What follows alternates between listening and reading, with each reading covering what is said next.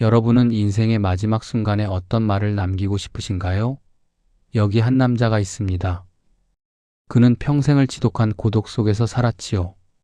스스로를 학대하듯 몰아세웠고 남들이 부러워하는 막대한 유산도 모두 버렸습니다. 누가 봐도 고단하고 외로운 삶이었지요.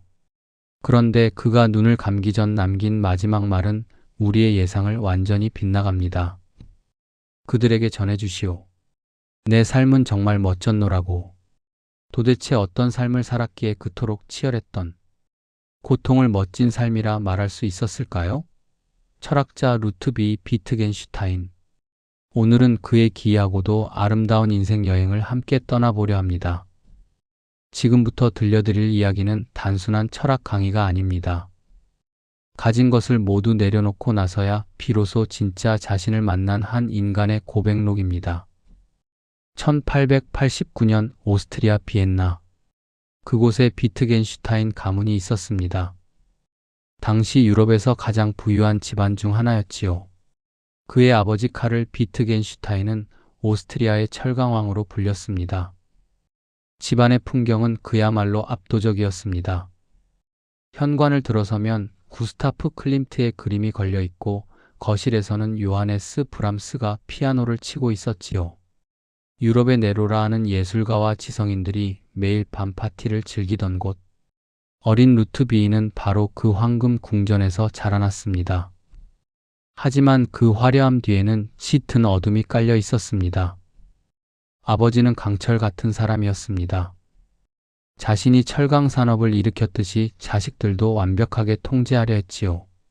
아이들의 교육은 학교가 아니라 집에서 이루어졌습니다. 아버지의 기준에 미치지 못하면 가차없는 질책이 이어졌지요. 그 숨막히는 압박감을 견디지 못한 걸까요? 비트겐슈타인 가문에는 비극적인 저주가 맴돌았습니다. 루트비에게는 4명의 형이 있었습니다. 그중 3명의 형이 스스로 목숨을 끊었습니다. 가장 큰 형은 아버지와의 불화로 집을 떠난 뒤 미국에서 실종되었고, 2 형은 젊은 나이에 스스로 생을 마감했지요. 어린 루트비이가 느꼈을 공포가 짐작이 가시나요? 화려한 샹들리에 아래 형들의 빈자리가 하나둘 늘어날 때마다 그는 생각했을 겁니다. 다음은 내 차례가 아닐까? 이 완벽해 보이는 황금 감옥에서 살아남으려면 어떻게 해야 할까? 그는 살아남기 위해 생각하고 또 생각했습니다. 자신의 나약함을 들키지 않으려 더욱 완벽을 기했지요. 그 예민하고 불안한 성격은 아마 이때부터 시작되었을 겁니다. 그는 아버지의 강요로 공학을 공부하러 영국으로 떠났지만 그의 관심은 기계가 아닌 수학의 원리 그리고 철학으로 옮겨갔습니다. 당대 최고의 철학자 버트런드 러셀을 찾아간 일화는 유명합니다.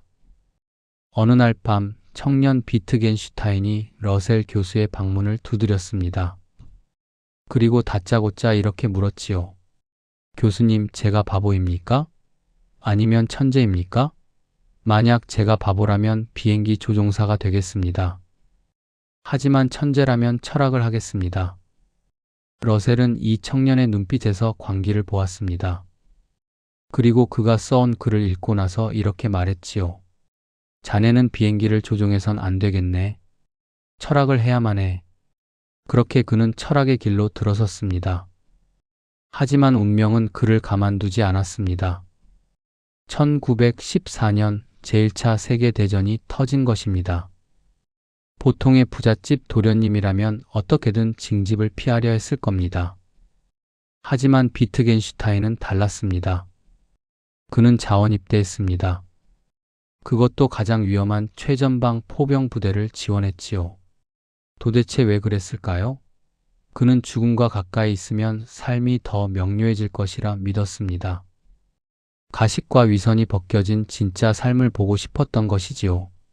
동료 병사들은 그를 이해하지 못했습니다. 포탄이 떨어지면 모두가 참호 바닥에 머리를 박고 덜덜 떠는데 그는 조용히 수첩을 꺼내 무언가를 적고 있었으니까요. 밤하늘을 가르는 조명탄 불빛 아래서 그는 떨리는 손으로 문장을 다듬었습니다.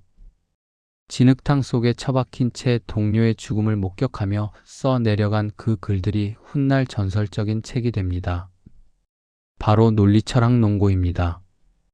전쟁터라는 극한의 상황에서 그는 언어의 한계를 보았습니다. 우리가 말로 떠드는 것들이 얼마나 허무하고 불확실한 것인지를 뼈저리게 느꼈지요. 세상은 불타고 있는데 인간의 말이라는 게 무슨 소용이 있을까? 그는 수첩에 이렇게 적었습니다. 말할 수 없는 것에 대해서는 침묵해야 한다. 이 문장은 단순한 논리학 명제가 아닙니다.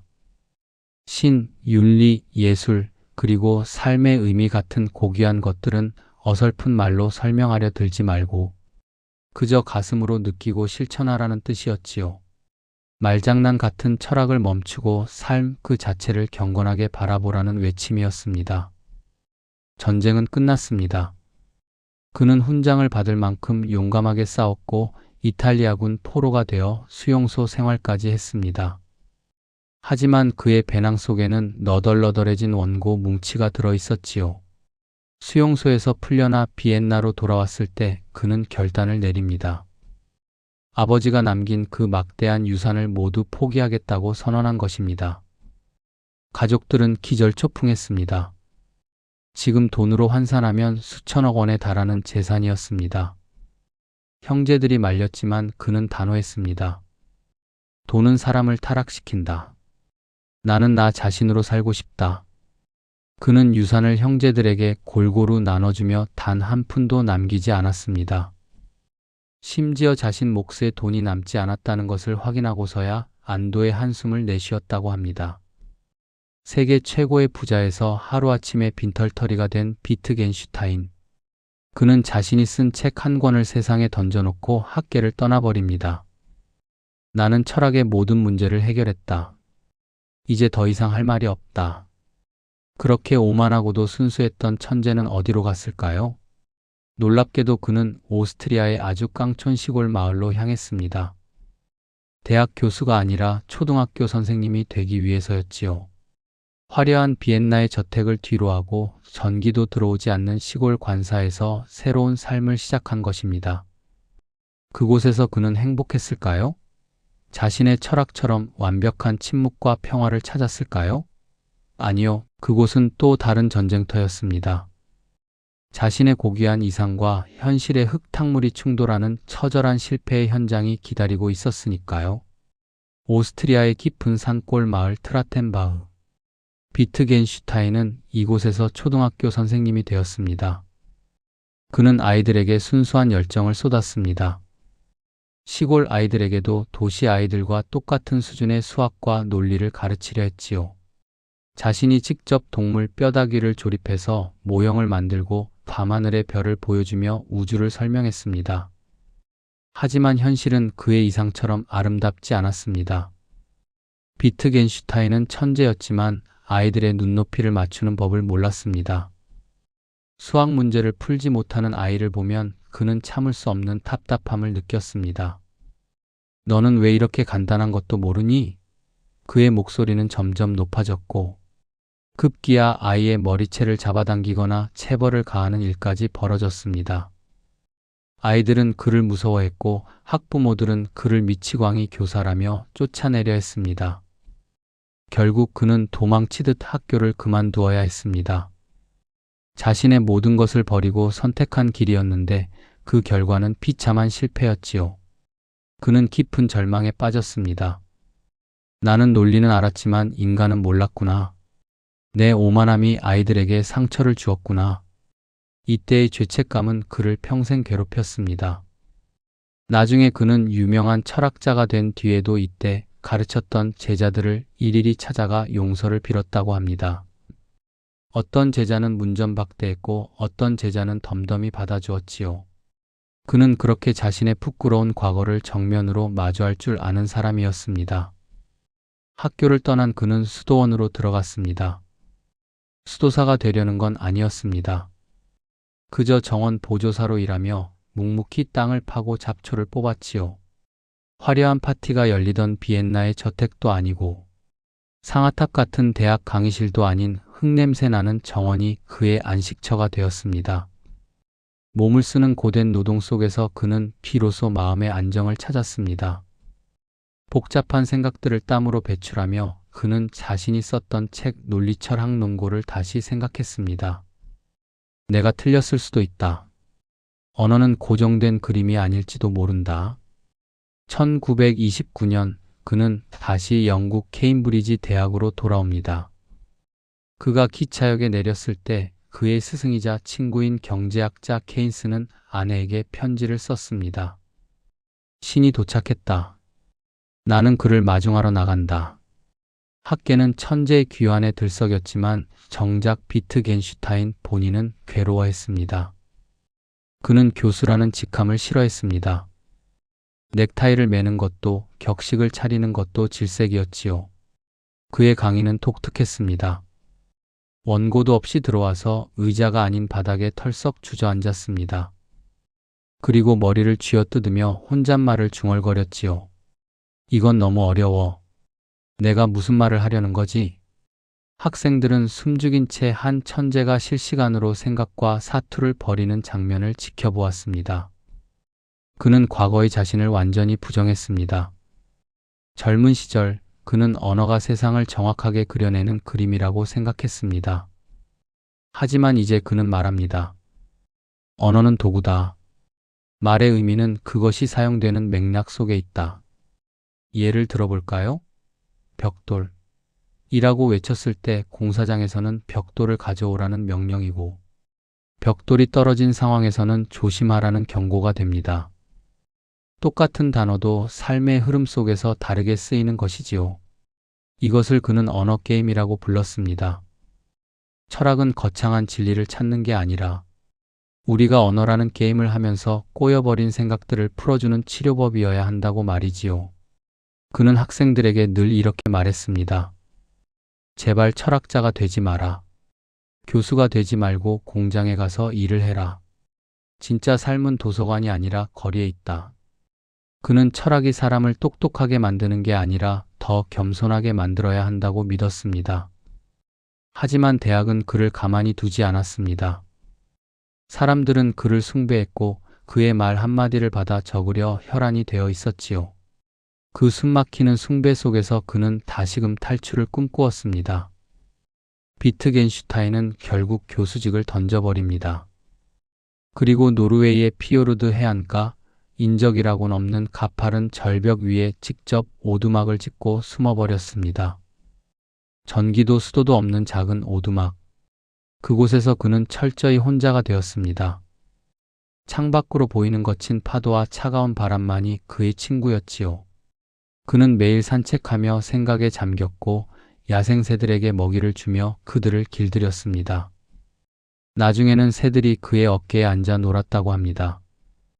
가장 까칠하고 난해한 철학자가 작은 생명들과 교감하며 보여준 따뜻한 모습이지요. 그는 고독을 사랑했지만 사람을 미워한 것은 아니었습니다.